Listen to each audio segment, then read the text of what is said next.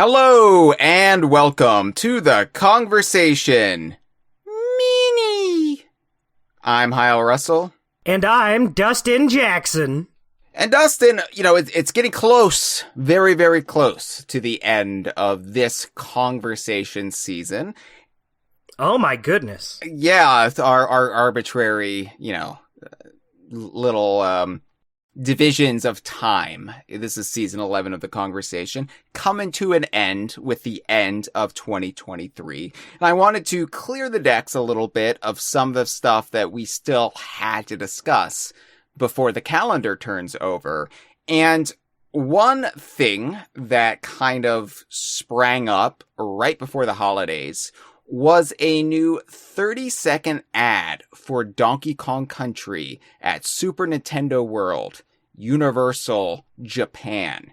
It premiered, at least on YouTube. I don't know if it's airing in Japan right now, but it's designed to basically say, hey, coming in 2024, we have this absurd Donkey Kong Country edition to Super Nintendo World. So, get the juices flowing now so you can have a clear sliding path ready come spring 2024. And this commercial, it was a surreal thing to see because this is the kind of things that we, the Donkey Kong fandom, the Donkey Kong universe fandom, but even just specifically the Donkey Kong fandom, we're not used to getting such a spotlight, right? Like, it's not me just being put upon. It's not me just being, oh, woe is us. Everybody hates Donkey Kong, or at the best is indifferent to Donkey Kong.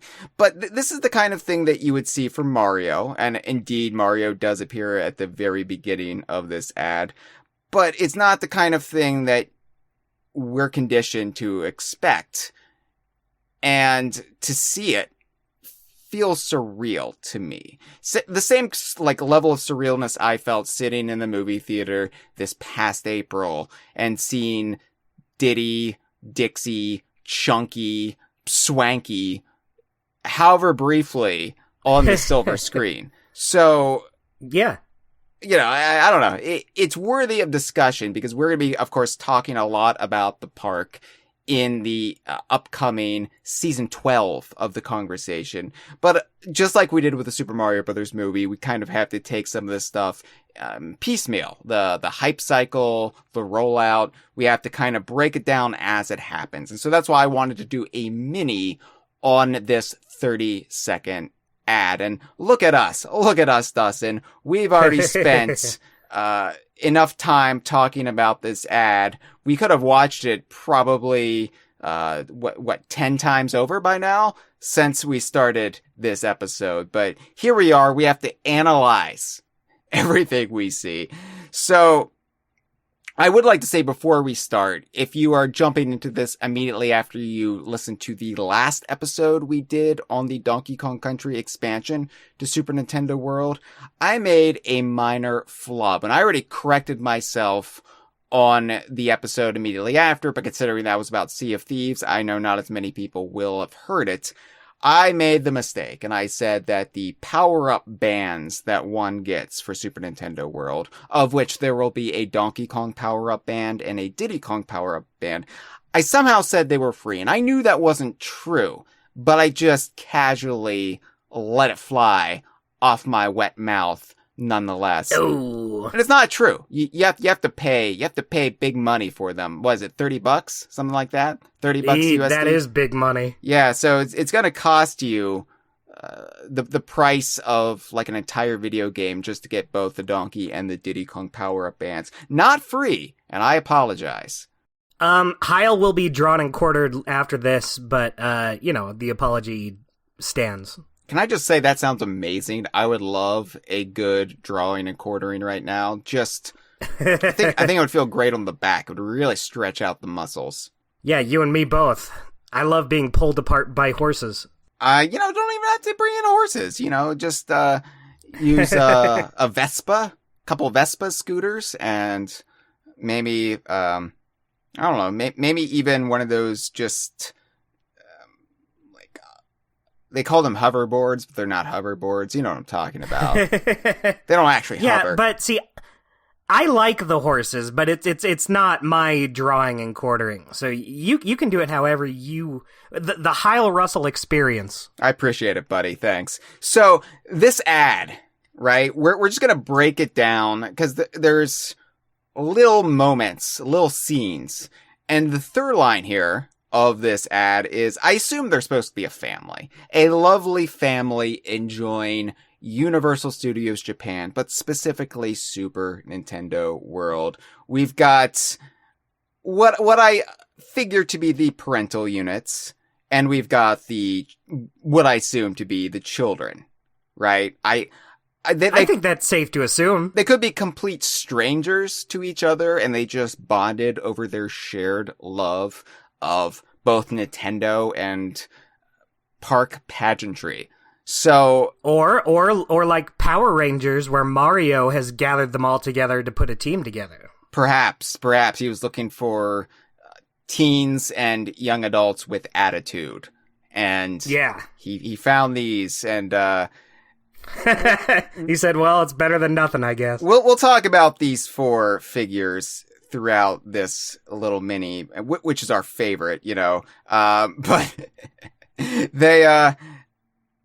they're shown in Super Nintendo World as the greater public understands it. All the Mario trappings, drippings, if you will, of the Mushroom Kingdom. And you've got an animated Mario sort of leading them through the park. And the little kid, the littlest one of the bunch, they've got the Mario hat on them. They're all about Mario, right? That's who brought them to the dance. Mario is what ignited their passion for video games and what brought them to Universal Studios Japan on this fine spring 2024 day. But Mario is leading them to a new section of the park in this mysterious door that is presented here as kind of like entering the gates of heaven, right? Because you got the blinding white light. And apparently Mario's soul is tainted because Mario goes through this door, but he does not come out of the door. It's like he's been disintegrated upon entry. Ain't no Marios in this park. He did not get into the good place due to all of the small infractions he's made that have built up over the years. Probably, kidnapping that gorilla's father that one time really did a number on his soul. But he didn't get in. There was that time where he took a second brownie after he already had the first one. That's not cool. There's that time he was voiced by Chris Pratt. That's true. Yeah. I totally forgot about that. And don't get me started on all his tattoos. All of those tattoos of very, oh my God, very, very lewd depictions of his corporate mascot rivals. You don't want to see what he has Crash Bandicoot doing to Sonic, but the family goes through the entryway to Donkey Kong Country in this ad. By the way, watch this ad on YouTube. Like, I don't expect any of you to be listening to us ramble here and not have watched this ad. We linked it on DK Vine. We did a news story about it. You've probably seen it on social media. You can go to the Universal Studios Japan YouTube channel. I think it's still the first video up on their channel. So just check it out. Just watch it for yourself. But this family enters and a animated Donkey Kong like swings down and lands right behind them. And he's like, "What's up?" And oh my God, he's gigantic. Just looking at so I'm looking at the notes you have. Yeah. Just this picture, I didn't notice when watching the actual ad. Donkey Kong's head alone is larger than a child. Every character is, I think, proportioned rather largely in this ad.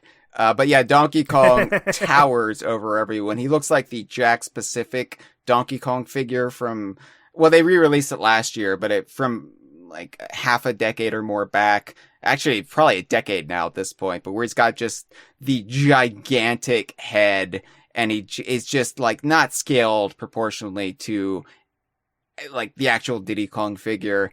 And yeah, he looks kind of like that. He looks fine animated, but that initial shot of him dropping down behind them, and there's a running thing in this ad where if you're not paying attention, if you're just looking at all of this out of context, it looks like the Donkey Kong cast is terrorizing this family, not there to wish them well, not there to add a little bit of merriment and magic and fantasy to their day out together. No, they're there to frighten them so they will never come back. And it's quite an experience. Yeah. Now, maybe that is really expressed through who I'm assuming he's supposed to be the father of the bunch. You know him well. This actor, this model, I don't know, is the VIP of this entire ad, because the facial expressions, the way they're engaging with everyone and everything, they look like they're both delighted and they're vacating their bowels at the same time. And that's not an easy thing to pull off, especially when you can't vocalize that, when you can't say, hey, I find this really fun, but also I'm a little bit scared and I've gone poopsie doodles in I my made pants. dumples and need assistance now. Yeah. You can't say that. So it's all being expressed. Especially in front of Donkey Kong. No. Well, Donkey Kong doesn't wear pants. So if Donkey Kong wants to poop, Donkey Kong just poops in front of you. Yeah, it's to put you at ease. He says, see, it's okay. I hope that's a function of the park, by the way, Dustin. I hope that Donkey Kong can just poop and like you'll find piles of poop with the power-up bands. Yeah, it's part of the experience. You can interact with it. Speaking of the power-up bands, you can see one of the K letters on the left-hand side of the screen when Donkey Kong drops down beneath them. So that you will have to find the hidden Kong letters throughout Donkey Kong Country. And there's one. I feel like I'm watching Blue's Clues right now. There's one. I see it. There's the K. Yeah. And of course, they are modeled after the retro duology style Kong letters, which I don't know if anybody's really happy about that. I'm sure there are some Returns fans out there who are like, yes, that's my preferred Kong letter. But I don't know. I miss the golden rare ones personally. And we can hash it out whether you prefer the original motionless sparkly ones or the ones that are like 3D and twirl about. I can go either way. I'm not too bothered on what version of letters they use, as long as they spell the wonderful word I love so much. Yeah. So long as they don't screw up the spelling, so long as there's not a typo in the Kong letters. How embarrassing would that be? Oh man, your one job and you screw it up that bad. Now the park just has to live with it. Yeah. So the family goes on and we see the minecart madness roller coaster in action, specifically blasting out of the barrel cannon. And this is where, and by the way, I've made GIFs of all of my favorite moments from this. We now have a tenor account, DK Vine does. So that this means you can pull up our fine assortment of GIFs or GIFs if you're feeling nasty, up on the social media site formerly known as Twitter, but more appropriately Discord. If you're on Discord, you can just type in DK Vine or try a myriad of keywords and you can bring up these GIFs. But the father figure here is just absolutely mortified that they've been shot out of the barrel cannon. And love it. Love this guy. Yeah. Like I said, if we ever bring back the Hall of Fame, the DK Vine Hall of Fame, even though this isn't actually a DKU character, this guy somehow has to be a contender. Yeah, he's not afraid to let you know how he's feeling. We might need a special wing of the Hall of Fame for real life figures like, Lee Loveday, the Stamper Brothers, Shigeru Miyamoto, Michael Kelbau. The guy in the Universal Park commercial. Right, the guy in the beige button-up shirt that's unbuttoned. Oh, Oh, here's a question. If you do that, would you move Ryan Stiles to there? No, Ryan Stiles is a native DKU character, Dustin. That you're right. That my bad. You're right. If Ryan Stiles ever appears in another video game again, we have to cover that video game because it's a Conker spinoff. Don't be ridiculous. That's true. Anyway, this is the really cool. This is where the ad picks up, right? Because when they land and they're like, and I don't know how much of this is being presented out of order, but when they're back on the track and everybody's catching their breath, there's Dixie Kong waving them on from the sides of the track. And it's... Wow, there she is. It's an animated Dixie Kong, similar to the Tropical Freeze ad from nearly a decade ago, where the Kongs interacted with that family on the beach with the invading snowmans and whatever. But right. Who could forget? Yeah, I mean, I think everything has been given a glow up, if you will. Like Donkey Kong has a new nose, and Dixie Kong looks a little bit more polished. But it's just great to see an animated Dixie Kong in this ad. And we mentioned on our previous episode that they have swapped in a Dixie animatronic on the actual Minecart Madness. So I don't know if this is actually where you see that animatronic. I assume it will be interior where you see it. It won't be out in the elements, but this adds credence to that leak that Dixie Kong will be there as an animatronic waving you on. So it's great to see. We take a break from Minecart Madness at this point, and we go to the bongo game that you can play out like on the jungle floor, on the right, like area outside of Minecart Madness, and they're panning as a family. And I guess the goal of this mini game is to successfully complete the musical arrangement to excite Rambi to the point where you have to summon him to our realm. Rambi will bust out of his crate. I'm assuming not the way it's portrayed in this ad, where Rambi busts out of his crate and jumps over the head of like the little girl. I feel like that would be a little much for a theme park. But, yeah, I'd be all for it. A rhinoceros is not typically something you want to have over your skull and neck. Not really what doctors recommend. And I think what is being oversold here, I think the actual reality of the situation is that Rambi will just kind of bust out of the crate and he'll like do a little waggle around, like, good job, you've excited me. You've got me going. This is actually, though, accurate to the lore, Dustin. The lore of Donkey Kong, because in Donkey Konga, Rambi is indeed one of the animal buddies who gets excited by the sound of bongo music.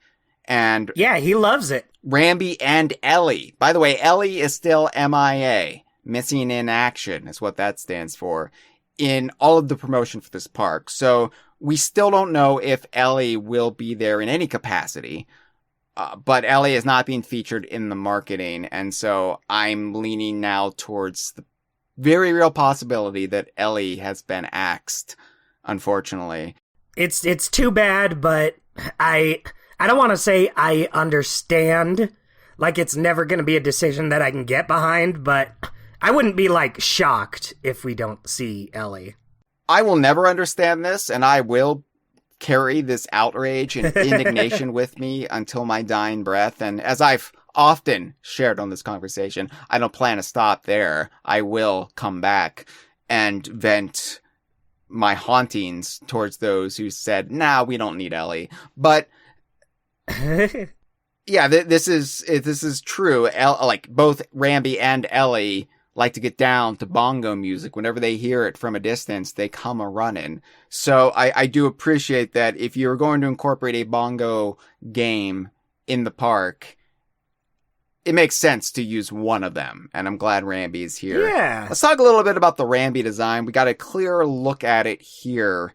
And it really does feel like while they have reverted it a lot towards the rare style of Rambi, there's still a little bit of retro in there. I think the bone structure, the skeletal structure of Rambi is still kind of retros, but the eyes, the ear placement, they have tweaked it to bring it back a lot more to his original look versus what... It's kind of a nice in-between. It is. It's one I'm actually happy with. I feel like this course corrects what went wrong with Retro's Rambi. And look, I got used to Retro's Rambi over time. It was never a deal breaker for me.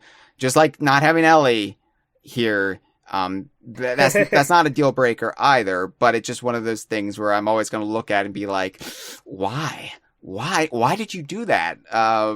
Rambi looked better the way he did before, and I think this is fine. If this is the way Rambi looks in the new game, if this is how Rambi looks going forward, I'll be content. I'll be like, you know what, that's fine. They fixed the most distressing aspects of it, which indeed, for me, were the eyes and the ears that were way too close together. So it's just good to see this animated Rambi that we've never seen before, this model of Rambi, jumping and running around. So it's a great bit.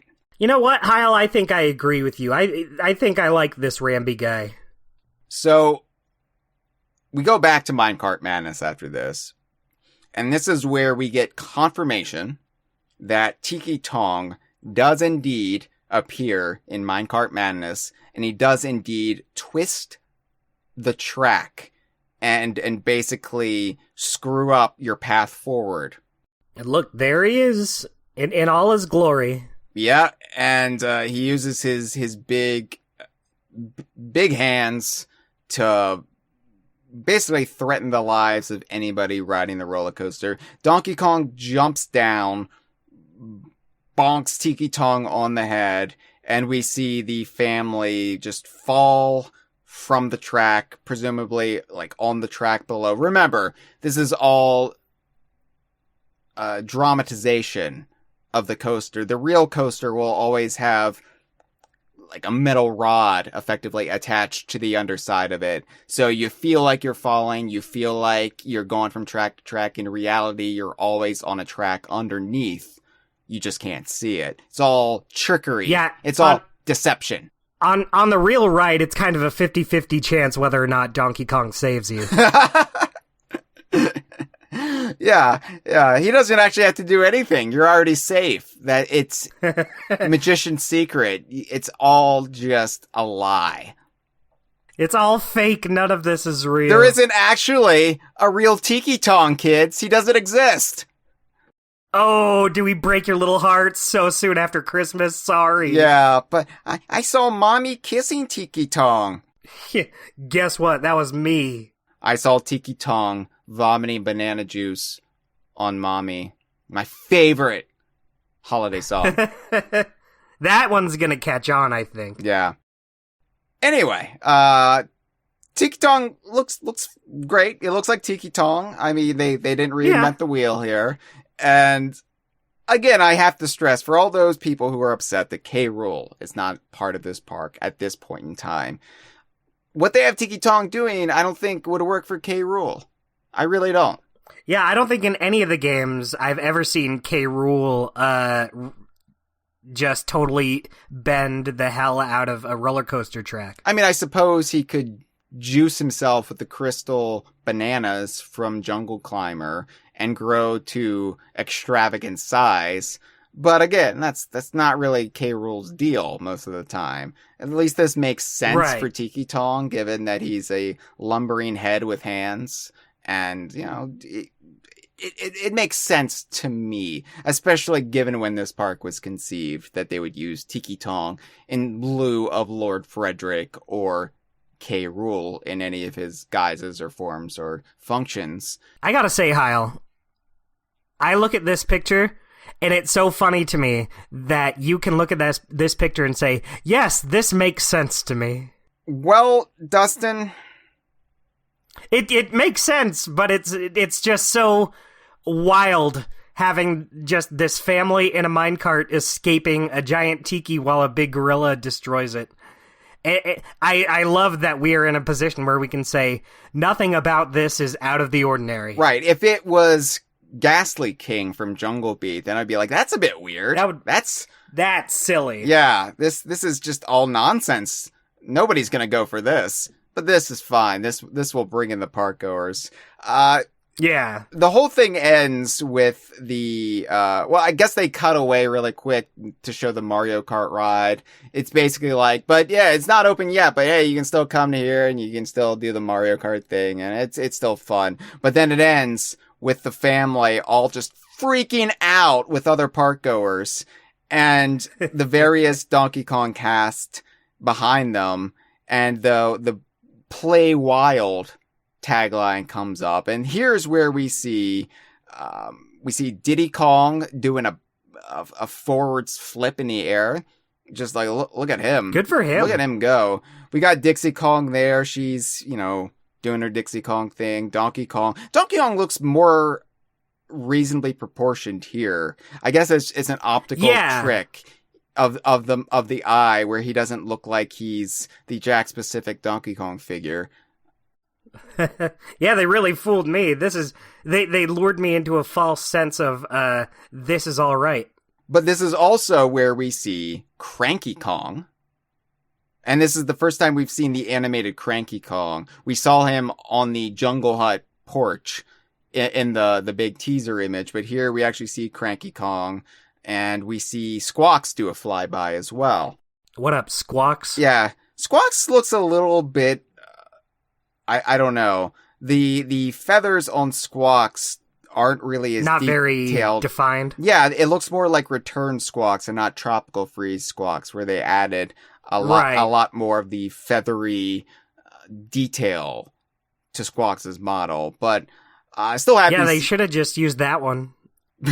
Well, I'm still happy to see Squawks. I'm happy to see Cranky. Our favorite father, the VIP. He's doing a gorilla chest beating. That's how excited he is. But he also looks terrified at the same time, which again, props to this actor for really being able to sell conflicting emotions simultaneously. But we've heard from some people, they see this, and of course this brings warm fuzzies to a lot of our hearts. But to other people, they just can only see what characters have been excluded. And we talked about K. Rool, but a lot of people are voicing concern that Funky Kong is nowhere to be found in this ad or in any of the promotional materials. Professor Chops appeared on that tote bag, Dustin, but where, oh, where is Funky? Funky is nowhere to be seen, despite Funky's flying by being the merch shop in Donkey Kong Country. Oh my goodness gracious. We gotta put out an APB on Funky. I need to know his whereabouts. I think the likely explanation is there is no active Funky at this time. There is no Funky animatronic. They decided to use the fly-in by, and that's their little Funky Kong representation, their little acknowledgement of Funky Kong. But they invested in Donkey, Diddy, Dixie, Cranky, Rambi, Squawks, Tiki Tong, and presumably Professor Chops animatronics, most of which are included in Minecart Madness.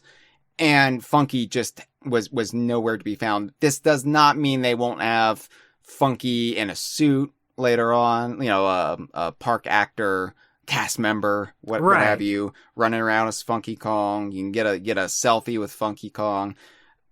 And it's like, I look at Super Nintendo World, the Mario part, and it's not like they have like every single Mario character ever made there either. Yeah, I'm not seeing any Toads worth walking around.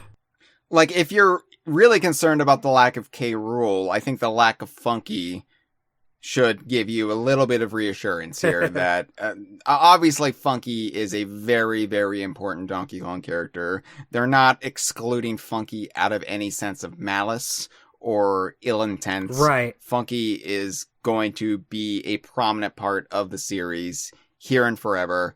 and it's just a matter of logistics, and you can't have everything at once. I do think these parks... Exactly. I do think both sides of the park, the Mario side and the Donkey Kong side, they will evolve over time and be more reflective of the contemporary games that come out. Mm-hmm.